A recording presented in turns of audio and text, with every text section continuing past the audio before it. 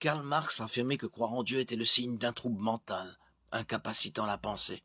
Sigmund Freud, père de la psychanalyse, a écrit que la foi en un Dieu créateur était une illusion due uniquement à des espoirs inassouvis, aboutissant à une position que Freud considérait comme irrecevable. Le philosophe Friedrich Nietzsche a dit clairement qu'avoir la foi revenait à refuser de voir la vérité en face.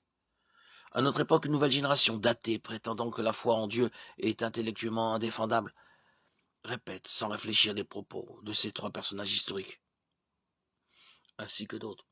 Ont-ils raison? La foi en Dieu est-elle une position indéfendable rationnellement? Y a-t-il des arguments logiques et raisonnables en faveur de l'existence de Dieu?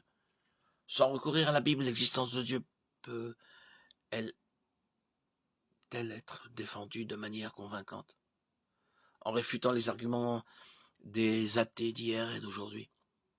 La réponse est oui. De plus, démontrer la validité des arguments en faveur de l'existence de Dieu permet de dévoiler la faiblesse intellectuelle de l'athéisme.